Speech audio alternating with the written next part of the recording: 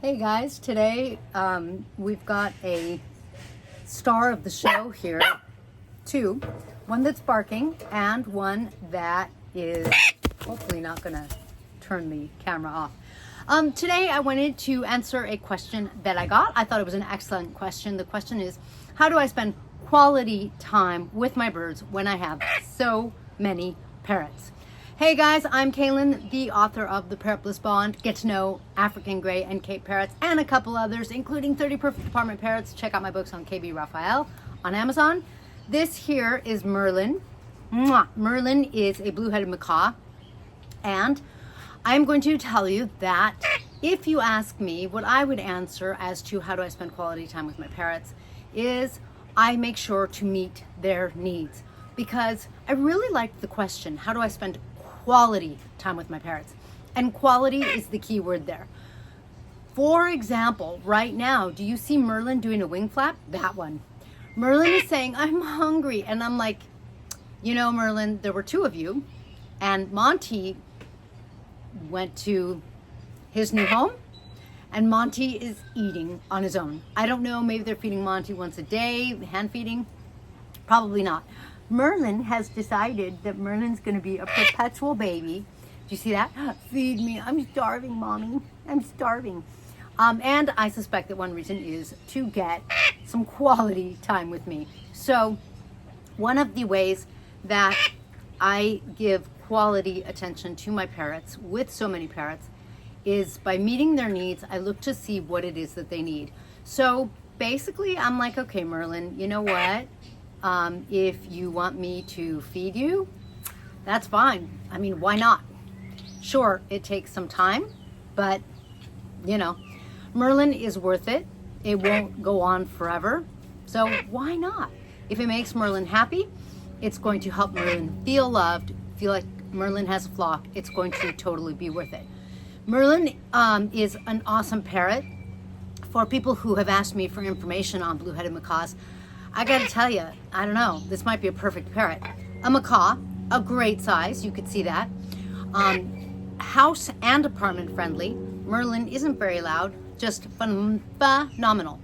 Now, one of the other needs that I really like meeting in my parrots is having a mate, a companion, and diet. So for having a companion, there are some species that don't really want to hang out with other parrots. There are not very many of those. When you look at the 50 plus conure species, the 50 plus lorikeets, I believe lorikeets are similar to conures in the sense that they want a companion. I think it's 21 cockatoo species. These are all, and the macaws, these are all species that really want to have another parrot with them. And so with a lot of my parrots, I make sure that I have two of a species. Now, Merlin was supposed to get a home, and there was someone who was interested, but they decided they're gonna go for a baby next season maybe. And we're kind of falling in love with Merlin, so I don't know. We'll see what happens. Maybe next season Merlin will get a companion with us. Maybe something else will happen. I'm kind of waiting to see what the perfect thing is, but I gotta tell you, Merlin's been pretty wicked awesome. Look at this. Merlin is just cuddly and affectionate. When Merlin wants attention and wants pets, sometimes Merlin will bite a little bit, and we're like, oh, bite gently. And Merlin is starting to learn that he or she can bite a little hard, and that's a little challenging. Merlin's like, what is that down there? That's our new puppy. Okay, so I do try to always have two of a species, which means that one of three things has to happen. Merlin has to find a different home if someone comes along and decides that they want Merlin and we decide that it's a good fit. Or if we decide that we're in love with Merlin, because we are, Merlin's awesome, and we decide we're gonna keep Merlin, either Merlin has to become bonded with one of the parrots that we have, or we would have to get another macaw for Merlin. Why? Because they just do so much better when they have a cage mate that they're bonded to.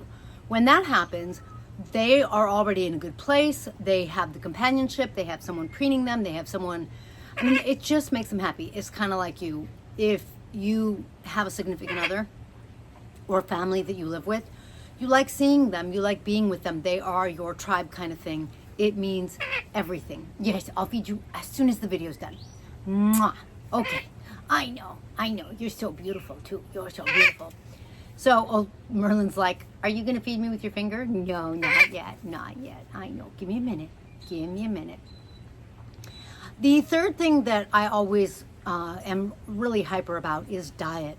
I think that when you give a parrot a good, healthy diet, they're going to be in a good mood. They're going to feel good. They're going to be in high spirits.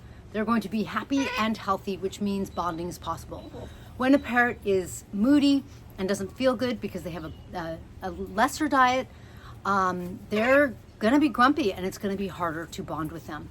So those are three of the things that I really make sure that I'm meeting their needs. Now, in addition to that, like I said, with number one, I look at each one of them and I look to see what they need. I'm going to tell you a story that you're not going to believe. So we have this one parrotlet she hatched here with us, and now she's a mom, and she has had her first or second clutch. She's a couple years old now, and she is just such a dedicated mom. Yes, I know, I'll feed you. That she doesn't come out of the box to poop. And so we kind of keep joking that if we take her out of the box and weigh her, before she poops, she'd probably lose half her weight, and let her poop and then put her back in the box.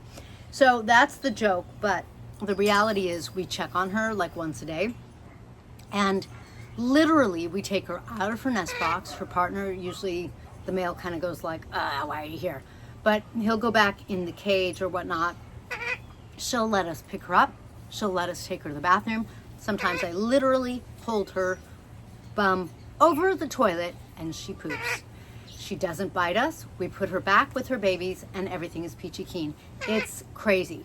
How did we figure this out? Well, we check on them. So we do dedicate a lot of time and energy to making sure that we take really good, proper care of our parrots.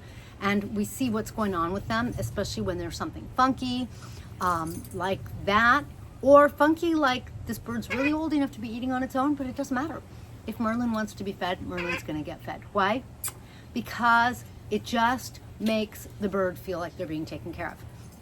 Ironically, we were talking today about the fact that, my daughter was saying, they probably have to play with the puppies to make them friendly. And I said, I don't think so, because dogs have been domesticated for so long, and they are domesticated, that they just take to people. It's not like birds, because with birds, one of the reasons we hand feed them, instead of the way the puppy nurses with its mom, we feed the babies, is so that the babies have a perception that humans aren't bad. Actually, humans fed them, they've been good to them, hopefully they've taken really good care of them. And it helps them be more bonded with the human. And that's just not necessary in puppies. So in order to have a flock that lets me spend quality time with them, that feels comfortable with me, that's at ease, those are the three things. I really watch as much as I can each individual to see how they're doing, see, do you need something? Is your cage working? Is it not working? Is your food working? Is it not working? Like anything, we watch and we see how they're doing. Number two, we make sure that they always feel like they have a flock that's always with them. And of course, as humans, we can't be with them 24/7. We can't be with them 24. And even if we could, I once had someone tell me that research has been done, and like even if you're with your parrot all day, it still isn't enough to provide the sense of well-being that they get when they have another parrot with them. No doubt. I call that bridging the worlds. A parrot needs to be able to relate to a parrot so that they maintain their parrot identity. You've heard people say, oh yeah, my parrot thinks it's human. They're saying it and it's sort of like this hyperbole, but it's actually really true. When a parrot isn't around other birds, they kind of lose that, and they do kind of only relate to humans. And it's difficult for them because they're not human, and then they're not quite getting to be a parrot. So making sure that they have that parrot is just absolutely crucial for us. And like I said, number three, diet. Watch your parrot. When you take really good care of your parrot, it makes a really big difference. When you have a parrot by themselves and you're having any kind of problems, whether it's plucking, looking a little sad, screaming, biting, sometimes these things come from an unfulfilled need, from being lonely and sad, because even if you spent 8 hours with your bird, like even if you work from home, it doesn't mean that you're giving your parrot everything that they need, because you're not a parrot. You don't know which spots feel good. You don't necessarily know exactly how to preen them, how to preen around their butt. Things like that. Which feather shafts to break and which ones are a blood feather that shouldn't be broken. They intuitively know this with each other, but we don't necessarily know it with them. So it's super good and super helpful and important to make sure that you're looking at all of your bird. I think it makes the bird feel seen, and it makes them feel like they're special. And they are. Every single one of my parrots is special, and I hope that yours are to you too. That is a part of what creates a blissful bond. Now, if you have any questions or comments, please be sure to give us one of these, post them below.